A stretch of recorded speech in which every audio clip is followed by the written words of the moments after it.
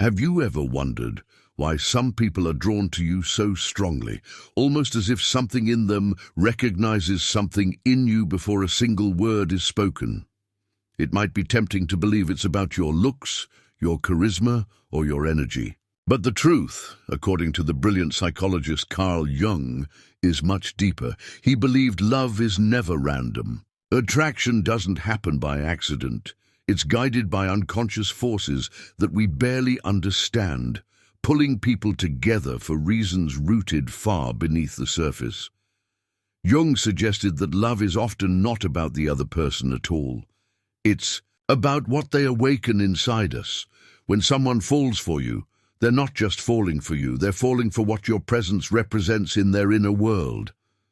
In this video, we'll explore the unseen architecture of attraction through Jung's profound insights on projection, the anima and animus, and the two core reasons why someone may fall deeply in love with you. What you're about to discover goes far beyond personality traits or first impressions. This is about the secret language of the unconscious mind.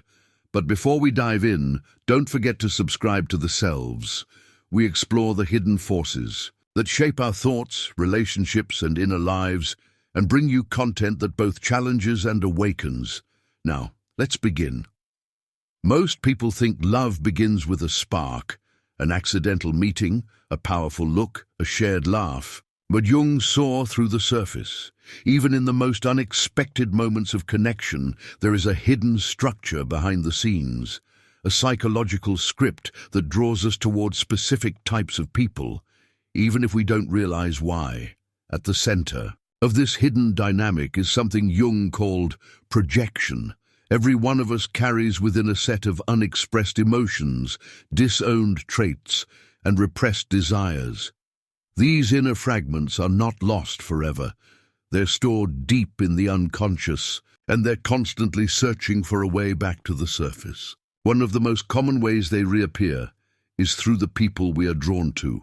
When you meet someone who embodies those unacknowledged parts of yourself, your hidden fire, your neglected softness, your untapped confidence, you feel an almost magnetic pull. That attraction can feel sudden, intense, and irrational. But what you're experiencing is not just about them, it's about you. This brings us to the first reason why someone might fall in love with you, even before they fully understand who you are.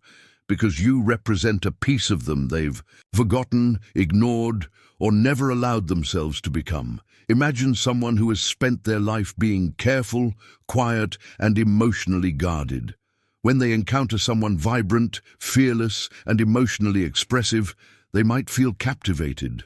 But what they're really reacting to is the part of themselves that longs to be expressed, and that you, simply by being yourself, have brought to the surface. You become more than a person in their eyes. You become a symbol, a reminder, a mirror of the part of them that wants to be awakened. That kind of attraction can feel intense, but it's also fragile, because it's built not on who you are, but on what they need you to be. And that's where projection becomes dangerous. Eventually, reality returns. The version of you they created in their mind begins to crack. Your real self, with your contradictions, your boundaries, your humanness, steps forward. And if the other person hasn't done the inner work to recognize that what they loved in you is something they must also cultivate in themselves, the connection can collapse under the weight of disillusionment. It's not your fault, but it is part of a greater pattern, one that Jung saw playing out in countless relationships. We often believe we're in control of who we fall for. That love is a choice, or at the very least a feeling that comes from shared values, chemistry, or timing. But according to Carl Jung, something far deeper is happening. He believed that when we fall in love, we're not just meeting another person, we're coming face to face with an internal archetype. And that brings us to the second profound reason why people fall in love with you. Because you embody a powerful inner image they've been unconsciously carrying for years. Jung called this the anima and the animus, two universal psychological figures that live in the unconscious mind of every person. The anima is the inner feminine image in a man's psyche. The animus is the inner masculine image in a woman's psyche. These are not based on gender stereotypes. They are symbolic energies shaped by early relationships, family patterns, and collective cultural imagery, and they have immense emotional power. Jung believed that each of us carries a psychological blueprint of the other. This inner figure, whether anima or animus, develops throughout life, influenced by our earliest impressions of masculinity and femininity, especially through parental figures. And then one day, seemingly by coincidence, we meet someone who activates that blueprint. They may not look exactly like the person you imagined. They may not have the qualities you consciously list as ideal. But they radiate something that resonates deeply, something you can't explain with logic. You feel as though you've met them before, as if time bends around them, as if this connection was always meant to happen. But what's really happening isn't magic, it's psychological. Recognition. That person mirrors the inner image you've been carrying all along, not a memory but a symbol. They reflect back to you an essential energy your unconscious has long been waiting to meet in the outer world. This is why certain people feel like home the moment you meet them. It's why you may feel an instant emotional flood, even when you barely know them. And it's why love, when influenced by these inner figures, can feel overwhelming, irrational, even spiritual. But Jung warned, be careful. Because when someone projects their inner anima or animus onto you, they aren't really seeing you. They're seeing a sacred psychological image that lives within themselves. This is where love becomes complicated. Because while it's beautiful, to awaken something powerful in someone, it's also a burden. If they're falling for an image, rather than your real human self, you may feel adored, but not truly known. They'll see you as mysterious, perfect, transcendent. But the moment you show your vulnerability, your contradictions, your imperfections, the illusion begins to fracture. The psychological high of projection fades, confusion sets in, conflict may emerge. Why? Because no human being can live up to an archetype. Eventually, your reality will disrupt their internal fantasy. That's why relationships based on anima or animus projections often start intensely, but then unravel with just as much force. What was once euphoric becomes exhausting. The person who once felt divine now feels distant or even threatening, not because they've changed, but because the fantasy is breaking. And yet, Jung didn't see this collapse as a failure. On the contrary, it's necessary. The moment the illusion ends is the moment the real relationship can begin, but only if both people are willing to let go of projection and truly meet.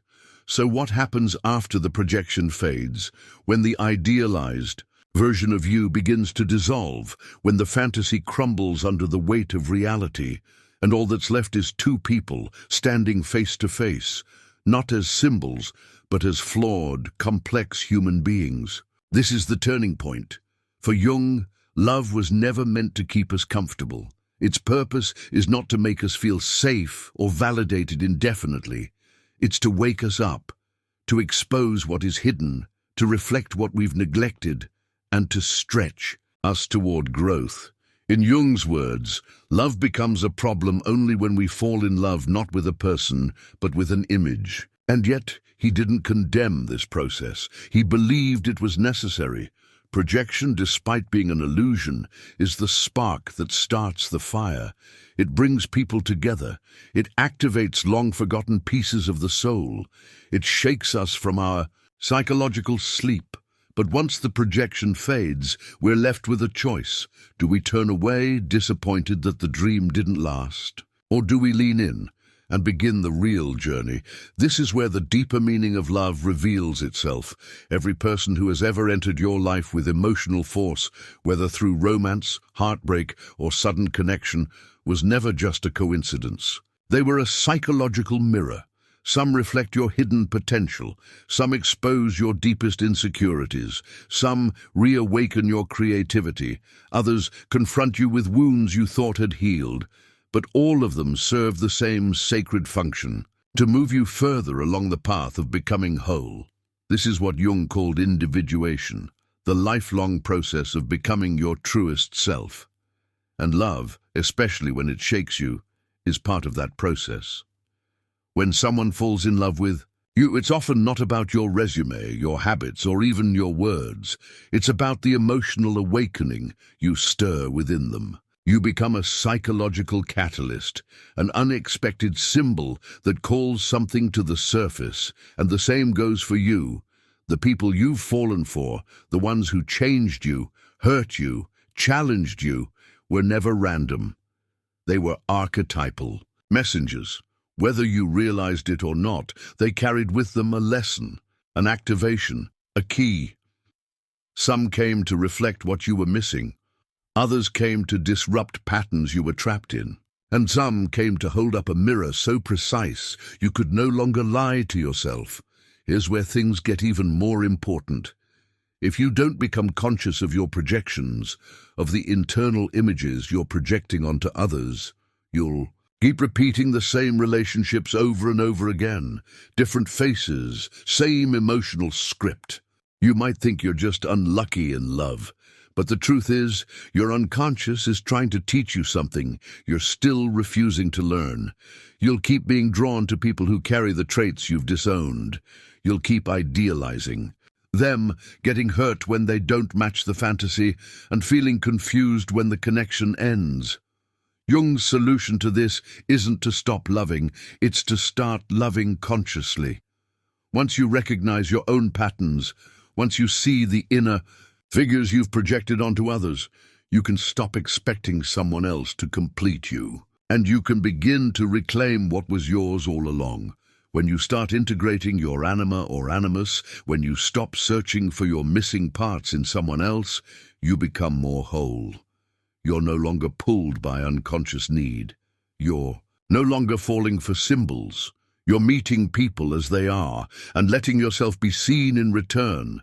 That's where a new kind of love becomes possible.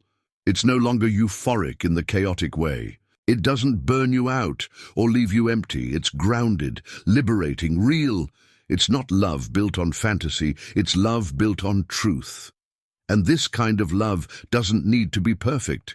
It allows space for both people to grow, to evolve, to be flawed, and still remain connected. Because it's not about filling a void. It's about walking together as two individuals who have learned to stand on their own. This is the love Jung trusted in, not the one built on blind projection, but the one that begins after the projection ends. So why do people fall in love with you? Because you either represent something they're missing, or because you awaken a powerful inner image they've been carrying all along. In both cases, the love they feel is real, but it's not really about you. It's about what you activate inside them, and the same is true for you. The love you feel for others is not just about them.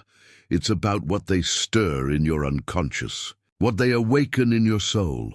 If you want to break free from toxic cycles, if you want to experience love that actually heals instead of hurts, you must become aware of these inner forces.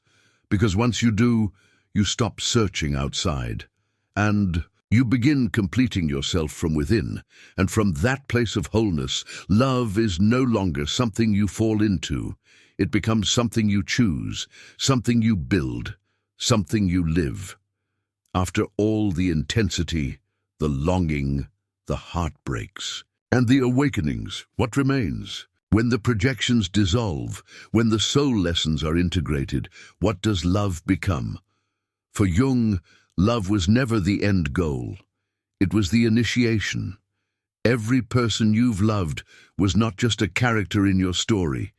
They were a summons from your unconscious, a call to evolve, a signal that there was something within you longing to be known, expressed, or healed. And once you begin to answer that call, Once you stop expecting others to deliver what only your soul can offer, you begin to step into a different kind of life. A deeper, more rooted existence where love no longer intoxicates or destroys, but instead supports, reflects, and refines. Because love, true love, is not the opposite of pain. It's the integration of light and shadow. It's the willingness to face another person as they are, without illusions. And even more importantly, it's the willingness to face yourself. You may have heard the term soulmate used to describe that perfect, once-in-a-lifetime kind of connection. But Jung would offer a different interpretation.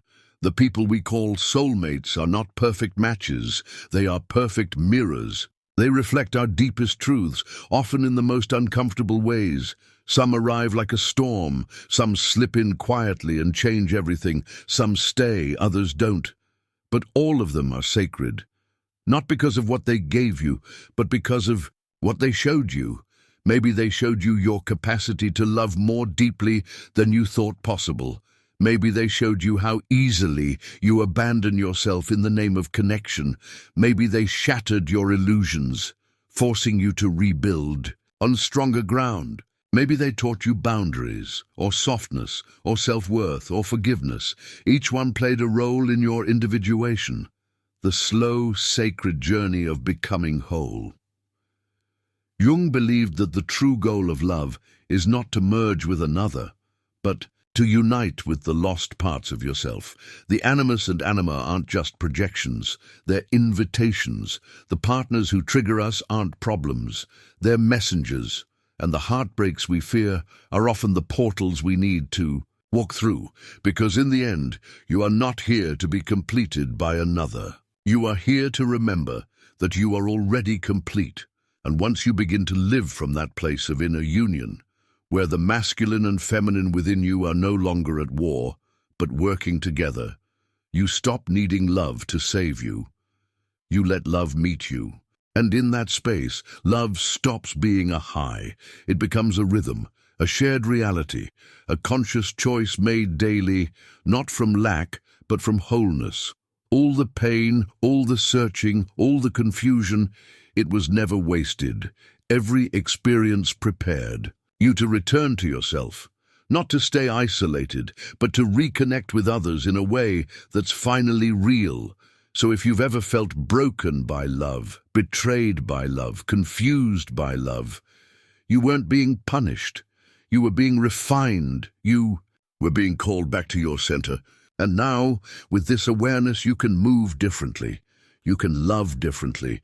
You can choose someone not because they fill a void, but because they reflect a presence.